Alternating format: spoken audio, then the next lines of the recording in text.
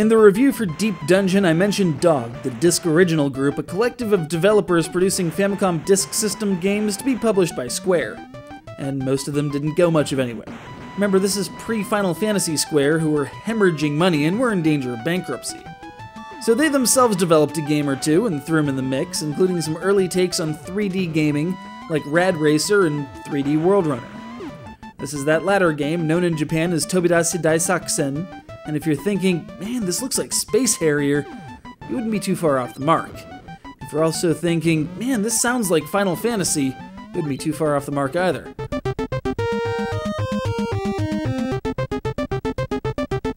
This game introduced that Horizon-centric engine that would later return in Rad Racer, used here in an almost platforming capacity. Jack, the 3D World Runner himself, has to make it through 4 stages in each world under a certain time limit, whilst avoiding monsters and pits and other obstacles in order to confront a serpent and, yeah, pretty much just reenact Space Harrier. Boss battles aren't really anything to write home about, but it's the journey, not the destination, right?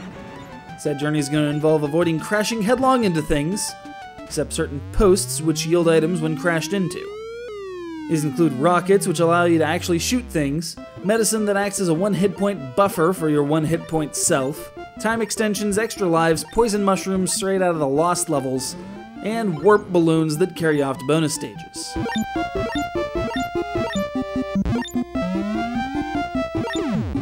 Even if it is kind of derivative, the actual gameplay is pretty decent and engaging.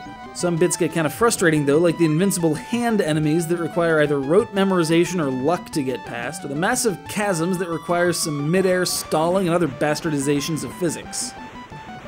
And again, if you're able to successfully bastardize physics in this manner, it feels kind of good. It's got that feeling of speed, of urgency that made Space Harrier so good, and manages to pull off something largely different on a Famicom system.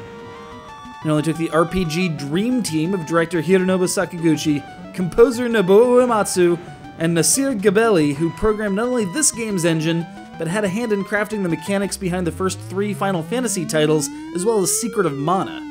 Hey, I can't judge. Camelot went from making the best tactical RPGs on the planet to Mario Golf. Thanks go out to Felicity and Worcestershire in the UK for sending this one in, Square for deciding to make RPGs, and potentially Camelot. Because Golden Sun's all fine and dandy, but I want my real Shining Force back.